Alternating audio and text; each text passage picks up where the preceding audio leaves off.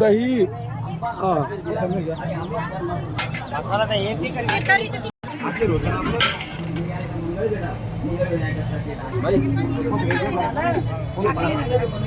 ही परिस्थिती निर्माण झाल्यानंतर आपल्या शेतामध्ये दीपमाळ तयार केली उंच अशी, त्या दीपमाळीवर उभं राहावं आणि चोखोबाने मात्र त्या देवाचं दर्शन करावं असा त्यांचा उपक्रम असताना एक दिवस महाराज चोखोबा पांडुरंगाचं जे मंदिर आहे, नामदेव महाराजांची जी समाधी आहे, त्या समाधीच्या समोर असणारे काय महाराज चोखोबा सारखं भजन करत होते.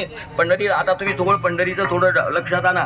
पांडुरंगाच्या दर्शनाला जात असताना तिथे भजन करायचे त्या जागेवरती, आणि त्यावेळेस काय झालं, अशामध्ये हे पाची महाराज भावंड तो ज्ञानोबा या निवृत्तीनाथ ज्ञानोबा या सोपन काका मुक्ताबाई महाराज आल्यानंतर पंढरीला आले आणि ज्ञानोबाकडे बघितलं, आणि ज्ञानोबाकडे बघितल्यानंतर प्रसंग असा झाला. चोखोबा म्हणाले, ज्ञानोबा, ए ज्ञानोबा, मला देवाचं दर्शन करावंसं वाटतं रे, देवाला पाहावंसं वाटतंय, दुरून दर्शन घेऊ, तुम्ही स्पर्श मला करताय, तुम्ही लोक करता, मला करता येईल का स्पर्श? ज्ञानोबा म्हणाले, चोखोबा, मी देवाला विचारून येतो असं म्हटल्यानंतर ज्ञानोबाराया गाभाऱ्यातनं हात गेले, देवाच्या पायावर डोकं ठेवलं ज्ञानोबारायाने आणि हात जोडून उभे राहिले पांडुरंग परमात्मा समोर आणि म्हणाले, पांडुरंगा, चोखोबा म्हणतात तुमच्या दर्शनाला त्यांना आत यावंसं वाटतं, त्यांना आत घेऊन येऊ का? तर पांडुरंगाचं महाराज उत्तरे पांडुरंग परमात्मा म्हणाले, ज्ञानोबा, अरे चोखा माझा हृदयस्थ आहे, माझा कंठस्थ आहे, माझा जीवलग आहे रे बाबा. चोख्याशिवाय मला इतकं अंतःकरणात माझा चोखा भरलेला आहे, हृदयस्थ प्रेम माझं त्या चोख्यावरती आहे, पण काय करू, त्या ठिकाणी बडवे त्याला हात येऊ देत नाही ना रे, बडवे त्याला हात येऊ देत नाही. आता वाक्य आहे का, नीट वाक्य आहे का? त्यावेळेस ज्ञानोबा म्हणाले, हे देवा, ठीक आहे, बडवे त्याला हात येऊ देत ना, पण तुला तर बाहेर जाता येतं ना, एवढ्या वाक्यावर महाराज पांडुरंग परमात्मा ज्ञानोबाच्या समवेत आले, चोखोबांच्या घरी गेली. ही सर्व संत मांदी आली. महाराज काय तर तिथे जेवायला बसले, प्रत्यक्षात त्यांच्याबरोबर पांडुरंग परमात्मा होती. बघायचा खूप आनंद झाला. आणि महत्वाचा मुद्दा असा,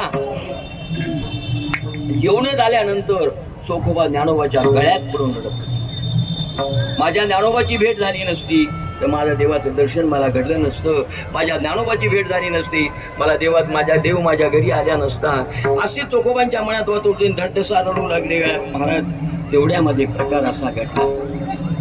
मला एवढं सांगायचंय, जो जीवनामध्ये दादा जोपर्यंत संतांची भेट होत नाही ना, तोपर्यंत देवाची भेट होणं शक्य नाही. महत्वाचा मुद्दा श्रीमद भागवतामध्ये आलेला प्रसंग आहे. श्रीमद भागवतामध्ये भगवान परमात्माला महाराजांनी आम्हाला जायचं होतं, त्यांचा प्रिय सखा असणारा उद्धव त्यांच्या पाठीशी लागला. उद्धव म्हणाला, देवा तू कुठे निघालास? अरे माझं कार्य संपलं, उद्धवांनी आता निघालोय, मला गेलं पाहिजे, पण मला यायचं. उद्धव पाठीशी लागला. भगवान परमात्मा त्याला समजवत होते, परंतु नायकच होता उद्धव. भगवान परमात्माने एक वाक्य त्या उद्धवाला सांगितलं, उद्धवा, अरे तू माझ्या बरोबर आलास का रे बाबा? हे म्हटल्यानंतर महाराज आश्चर्यचकित झाला उद्धव, आणि तू माझ्या बरोबर जसा आला नाही, तुझं माझ्या बरोबर येता येणार. मग सज्जन, तुम्हाला सर्वांना सांगतो, घरात कुत्र तुमच्या बरोबर आलं नाही म्हणून याच्यातलं कोणी तुमच्या बरोबर येणार नाही. उद्धवा, तुला माझ्या बरोबर येता येत नाही, पण मला देवाची भेट व्हावी तुला असं वाटत आहे ना?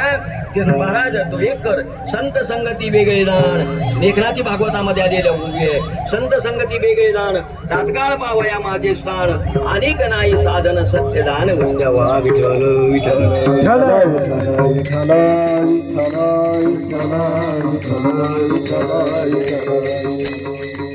आम्ही ज्या चोखोबांच्या बरोबर पालखी घेऊन आला, वस्तुस्थितीचं वर्णन करणं ही काही स्थिती ठरत नाही. पुरुष एकदा